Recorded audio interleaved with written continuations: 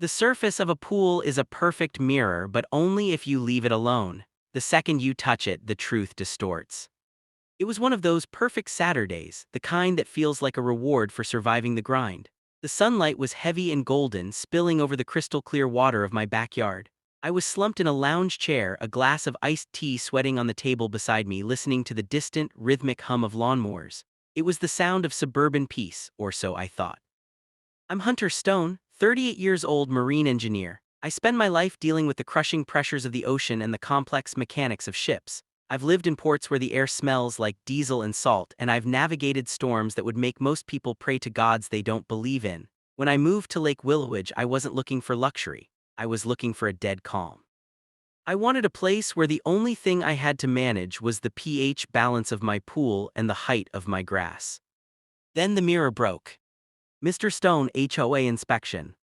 The voice was like a pebble tossed into my silence. I didn't move at first, I just sat there squinting against the glare. Beyond my wrought iron fence stood three figures. It looked like a low-budget version of a SWAT entry team. Two men held clipboards like they were tactical shields, and in the center stood Karen Holloway.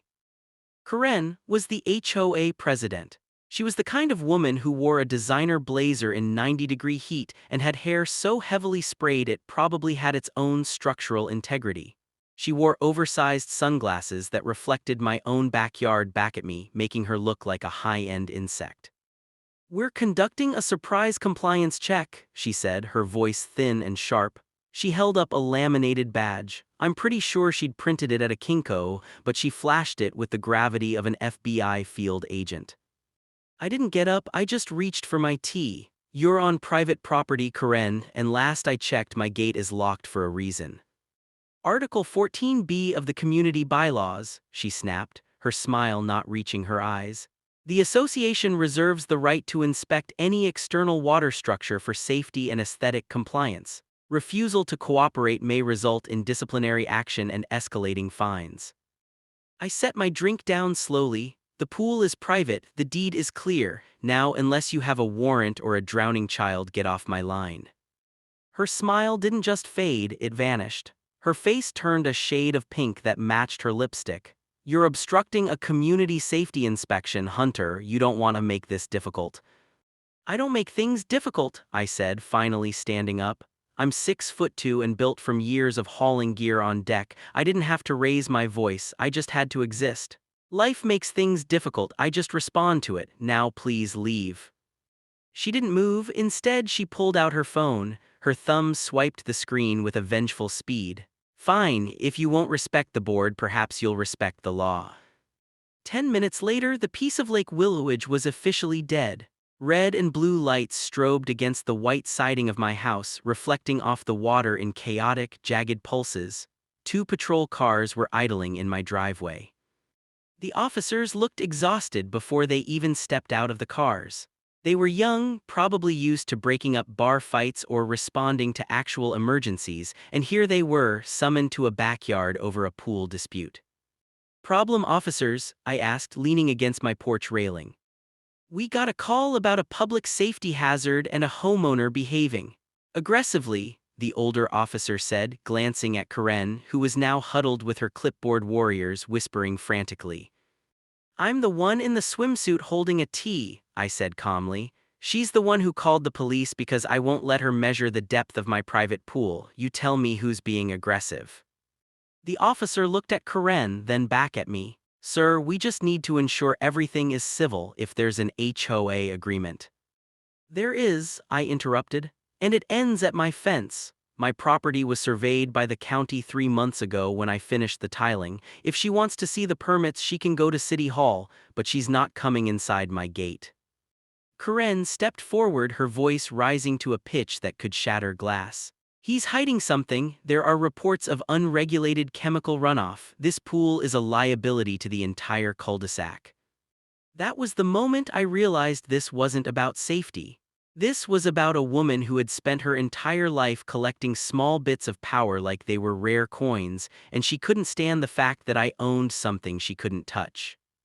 The officers eventually left after a lot of sighing and civil matter talk. But as the lights faded, Karen stayed by the fence. She leaned in, her voice low enough that the recording officers couldn't hear.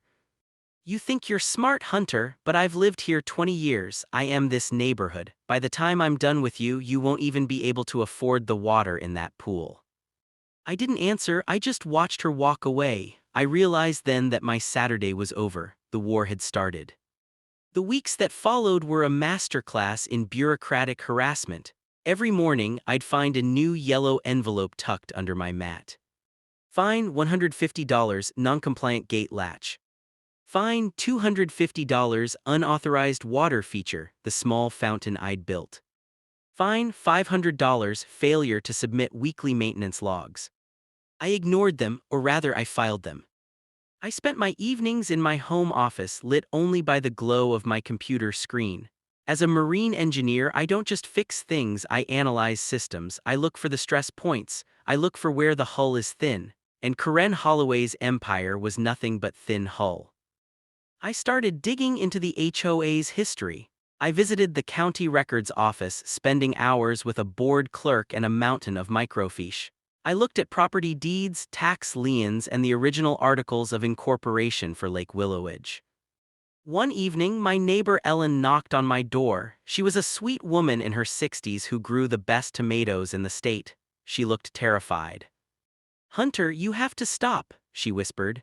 She's talking about a forced foreclosure. She did it to the Millers 5 years ago. They fought her on a roof color and she found enough violations to put a lien on their house and drown them in legal fees. They lost everything. She can try, Ellen, I said, leaning against the doorframe. But the Millers probably played by her rules. I'm playing by the law. She's got the board in her pocket, Ellen warned. And her husband's construction company handles all the repairs the HOA mandates. It's a circle, Hunter. You're trying to break a circle. Circles are just lines that haven't met their end yet, I told her.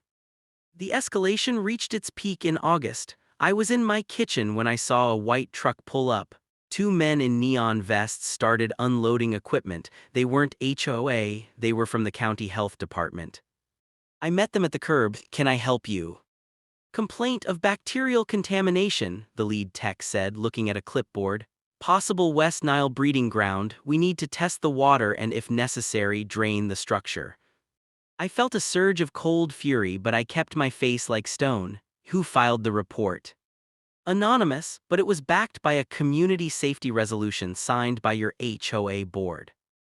I looked across the street. Karen was standing on her porch holding a coffee mug, watching. She didn't wave. She just waited for the demolition of my piece to begin. Wait, I said to the tech. Before you touch that water, I want you to look at this. I handed him a folder. It wasn't the permits. It was a copy of the original 1984 Lake Willowage Charter. I'd spent 3 nights highlighting Section 9. This development, I explained, was built on a reclaimed wetland. According to the state-mandated environmental protections listed right there, the HOA has no authority over private standing water provided it meets the 1992 filtration standards. My pool uses a saltwater electrolysis system that exceeds those standards by 400%. If you drain it, you're violating a state Environmental Protection Act. And since I'm a certified marine engineer, I've already filed a preemptive notice of intent to sue against the county if you proceed without a court order. The tech blinked. He looked at the paper, then at the pool, then at me. I need to call my supervisor. They left 20 minutes later. Karen's coffee must have gone cold because she slammed her front door so hard I heard the glass rattle from 50 yards away. The final showdown happened at the annual general meeting. The community center was packed with neighbors who had been bullied, fined, and silenced for years. Karen sat at the front, looking like a queen on a throne of folding chairs. Our final item tonight, Karen said, her voice dripping with fake concern, is the habitual noncompliance of Mr. Hunter Stone. Due to the ongoing safety risks and his refusal to adhere to community standards, the board is moving to initiate a judicial foreclosure. A murmur ran through the room. People looked at me with pity. I stood up. I didn't go to the microphone. I didn't need to. Karen, I said, my voice cutting through the chatter like a knife. Before you vote, there's a small matter of the 2018 audit. Karen's face went from smug to ghostly in 3 seconds. This is a private board matter, Mr. Stone. You're out of order. Actually, I said, walking toward the front, as a homeowner, I have the right to review the ledger, which is why I found it so interesting that $30,000 of landscaping fees were paid to a company called Holloway and Sons Construction over the last 2 years. A company owned by your husband. A company that, according to state records, had its license revoked in 2019. The room went dead silent. You could hear the hum of the air conditioner. I also found the original deed for the common area you've been charging us to maintain, I continued, pulling a stack of papers from my bag. Turns out the HOA doesn't own the lakefront, the county does. You've been collecting lake maintenance fees for a decade for land you don't even own. That's not a disciplinary matter, Karen, that's mail fraud. And since you used the HOA's bank accounts to do it, it's racketeering. Karen tried to speak, but only a dry, wheezing sound came out.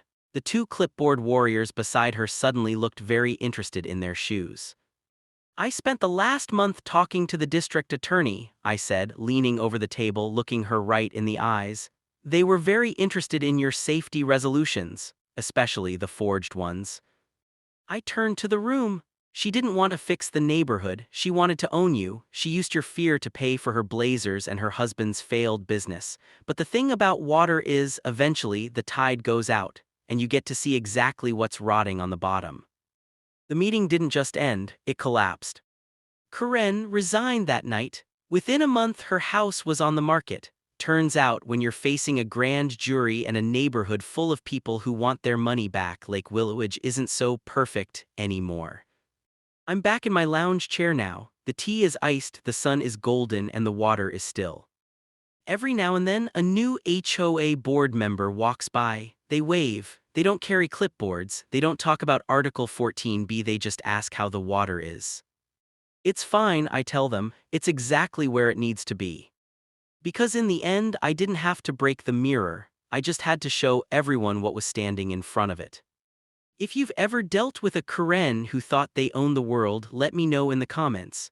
And if you want to see how I built that unauthorized fountain that started this whole mess, stick around for the next video.